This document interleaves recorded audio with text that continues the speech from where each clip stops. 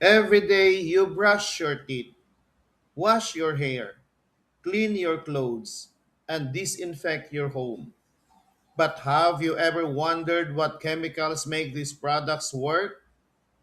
Join us as we uncover the hidden science inside everyday household products and discover how smart choices can protect our health and our environment. From the moment we wake up until we go to bed, chemistry is part of our daily routine. We begin the day by brushing our teeth with toothpaste, washing our hair with shampoo, bathing with soap, preparing breakfast using baking powder, washing our clothes with detergent, and cleaning our homes with disinfectants or bleach. These products make our lives cleaner, healthier, and more comfortable. Yet, behind every bottle, box, or tube are carefully selected chemical substances designed to perform specific functions. Understanding what these substances do and how to use and dispose of them responsibly helps us become informed consumers and responsible citizens. Science is not only about knowing the names of chemicals, it is about making decisions that protect ourselves, our families, and the environment. Every household product contains ingredients with specific purposes.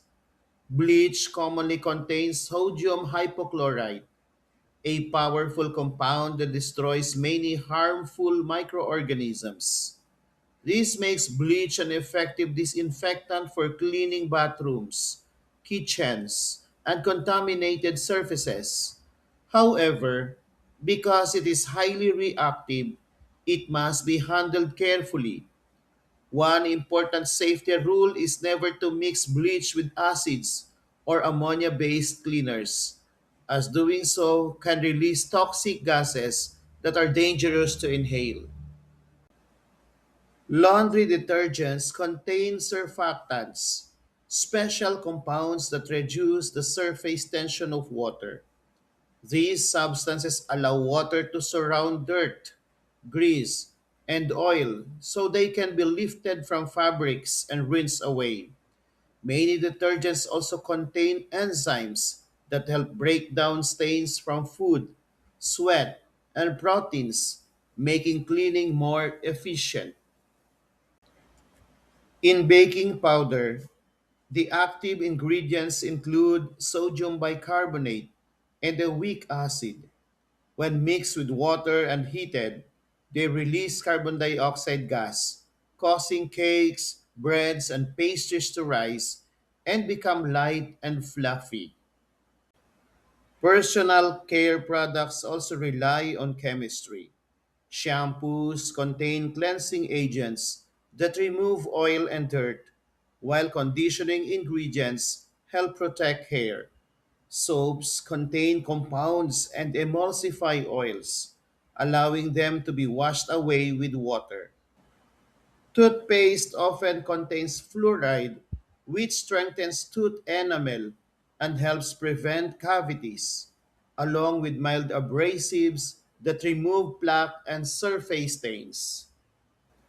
Every ingredient has been carefully selected because it performs a valuable scientific function. Household and personal care products provide enormous benefits. They help prevent disease by eliminating harmful microorganisms, maintain personal hygiene, preserve food quality, improve sanitation, and make everyday life safer and more convenient. However, these same products may also pose risk when used improperly. Overexposure to certain cleaning chemicals may irritate the eyes, skin, or respiratory system. Accidental ingestion, especially by young children, can result in poisoning.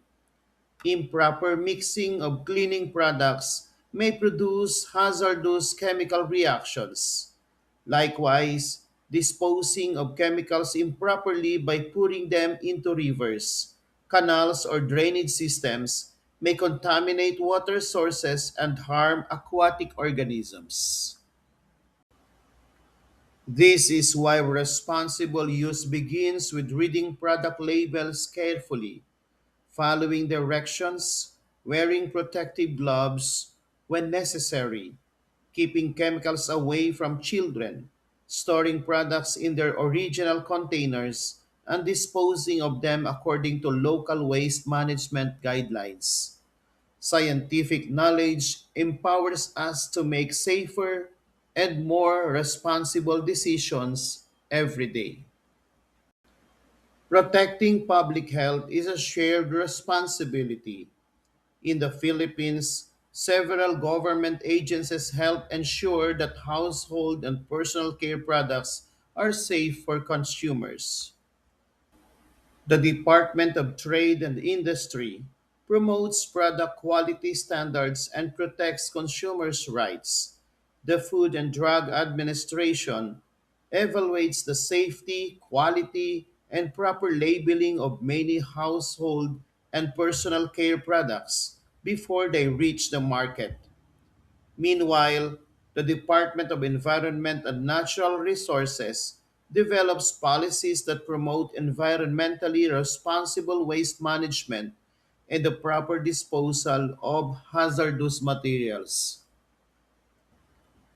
As responsible consumers, we should look for properly labeled products, follow safety instructions, and support environmentally sustainable practices. Now it is your turn to become chemistry safety advocates. Working collaboratively in groups, conduct a safe chemistry at home investigation. Examine household and personal care products found in your home. Identify their active ingredients. Explain their functions. Evaluate their benefits and possible risks. And recommend proper methods of storage, use, and disposal. Present your findings through an infographic, poster, digital presentation, or short educational video. Through this activity, you strengthen your critical thinking by analyzing product ingredients, your communication by explaining scientific information clearly, your collaboration by working effectively as a team, and your creativity by designing engaging materials that promote responsible chemical use. Every bottle, every label, and every chemical tells us a story of science. When we understand that story, we become wiser consumers, safer families, and better stewards of our environment. If you enjoy this lesson, don't forget to like, share, and subscribe for more exciting general science videos. Together, let's use science to build healthier homes and a cleaner, safer world. See you in our next lesson.